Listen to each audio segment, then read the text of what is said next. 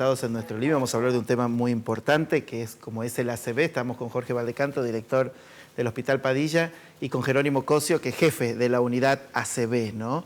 Y empezar con esta pregunta, ¿qué es un ACV, Jerónimo? Bueno, un ACV, stroke o ictus son sinónimos. Antiguamente le decíamos accidente cerebrovascular, pero lo cierto es que el ACV en muy raros casos es un accidente, sino que es una patología francamente evitable. Un ACV es un cuadro que se instala súbitamente, ya sea porque una arteria del cerebro se ha tapado y genera un infarto cerebral, o porque una arteria del cerebro se rompe y genera un sangrado cerebral. En ambos casos, la forma de presentación, los síntomas son iguales, incluso los factores que predisponen a ambos tipos de ACV son los mismos. Francamente evitable, decías. ¿Cómo lo evitamos? El 95% de los ataques cerebrovasculares se producen porque una persona ha estado expuesta durante mucho tiempo a estos factores de riesgo cardiovasculares. Hipertensión crónica, diabetes, tabaquismo, sobrepeso, sedentarismo. Todas esas cosas progresivamente van dañando las arterias, hasta que en algún momento o la arteria se tapa o la arteria se rompe. De manera que si corregimos aquellos factores de riesgo que podemos corregir, evitaríamos el 85% de los casos. Doctor, ¿cómo recibe el Hospital Padilla?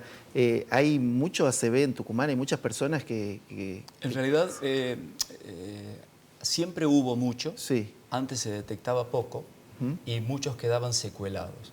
Desde que hace unos años se implementó el programa del accidente o el ataque cerebrovascular, para hablar con propiedad, empezamos a detectar más. En realidad no lo detectamos nosotros. Y por eso es que utilizamos un poco la comunicación, porque los síntomas los detecta alguien que está al lado de la persona que está sufriendo esto.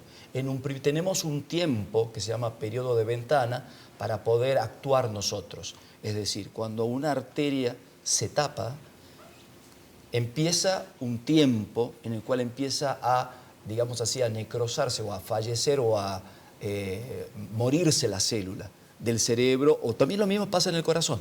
Entonces, tenemos un tiempo y ese periodo se llama periodo de ventana. Cuando se detecta, llega al hospital.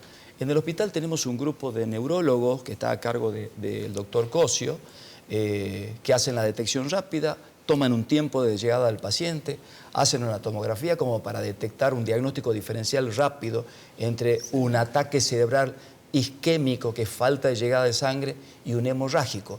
Luego se colocan unas drogas por vía endovenosa y si hace efecto, ahí termina el tratamiento, porque vemos la recuperación. Es increíble cómo se puede ver la recuperación casi inmediata cuando la arteria se empieza a destapar.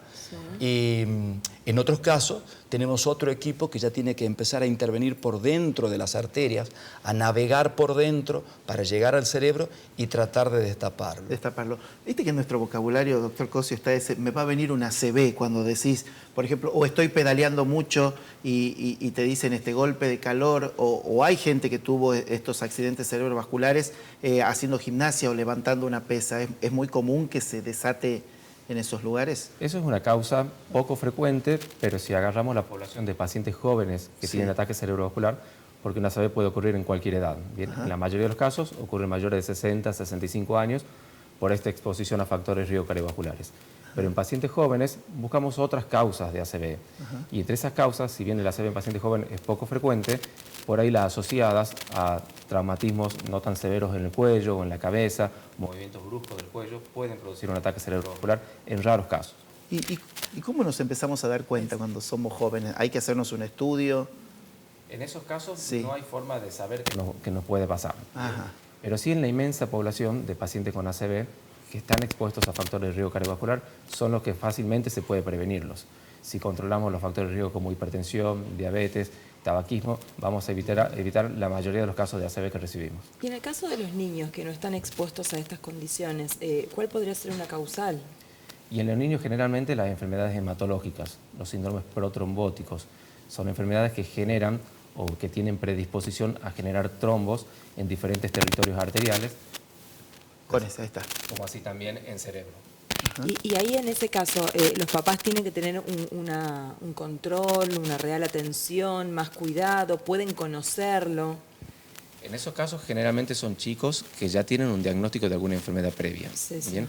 Como ya conocen esa enfermedad, ya conocen cuáles son las consecuencias que pueden tenerlas. Y en esos casos ya van a saber cómo identificar los síntomas que pueden parecerse de un ataque cerebrovascular. Decía doctor Jorge recién, bueno, no se da cuenta uno, sino quien está alrededor. ¿Qué tiene que empezar a advertir a alguien para darse cuenta que esa persona está sufriendo Bueno, un síntomas generales. Por ejemplo, que tenga dificultad o que tenga una parálisis en la cara. Sí, sí. A veces les digo que no se da cuenta uno porque lo niega en realidad, ¿no? Ajá. Nos ha pasado de gente experimentada, experta, médicos, para decirlo de alguna manera, que uno tiene un mecanismo psicológico de negación de la situación. Entonces, a ver, no puede cebar el mate o tiene dificultades para mover la mano o no puede hablar bien o no puede entender bien. O sea, en inglés hay unas frases que se usan, Jerónimo por ahí las tiene más claras, pero digamos, es cara, brazo, la forma de hablar y el tiempo. En inglés se llama fast. Entonces, face, arm, speech, time. Es decir, ¿por qué? Porque eso tiene que ser rápidamente detectado. A veces hay una caricatura en otros países, que yo la vi alguna vez, en la cual el mozo del bar detecta un ACV isquémico en una persona que estaba tomando un café. Es muy impresionante ver ese tema porque cuando uno lo instruye a la comunidad, puede hacer el diagnóstico. ¿Por qué? Porque necesitamos tiempo para poder actuar y recuperar ese cerebro. En relación a lo isquémico, recién vos preguntabas en relación a lo hemorrágico. En los niños se pueden dar más bien patologías hemorrágicas, es decir, como decía Jerónimo recién, una ruptura de una arteria. Cuando la arteria se rompe es muy difícil de prever esto. Y eso es mucho más amplio en cualquier edad de la población.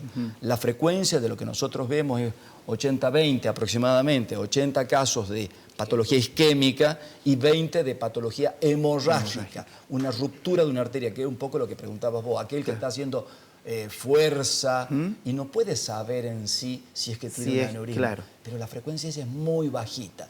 Y otro dato, no es que se rompió, hay algunos casos que se rompen y es una catástrofe, pero a veces siempre te da un poco de tiempo para poder arreglarlo. Y allí sí interviene nuestro equipo de trabajo endovascular, porque hay que taparlo ese agujero. Por supuesto.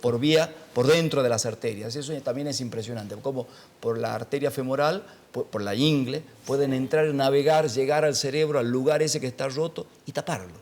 Es impresionante. Y para eso está preparado, ¿no? Porque hay un equipo, ¿no? En el Hospital Padilla, lo dirigís vos, estás a cargo. ¿Cómo es ese equipo? ¿En qué consiste esa unidad de ACV? Bueno, la verdad que es un equipo muy grande, porque no solamente intervienen médicos, sino también un equipo de enfermería, además del neurólogo de guardia. Hay un enfermero de guardia permanentemente que trabaja con el neurólogo detectando a aquellos pacientes que pueden ser un ataque cerebrovascular y actuar rápidamente. Pero interviene un equipo enorme de profesionales en el hospital, porque esto, una vez que ingresa un paciente, se activa, es como una cuenta de regresiva. Digamos, hay poco tiempo para actuar y muchas cosas para hacer. Exactamente. Lo que es hablar con la familia, interrogar bien a la familia, revisar el paciente, realizar las imágenes, interpretar las imágenes, decidir qué tratamiento vamos a emplear. Es decir, para eso intervienen muchísimas personas.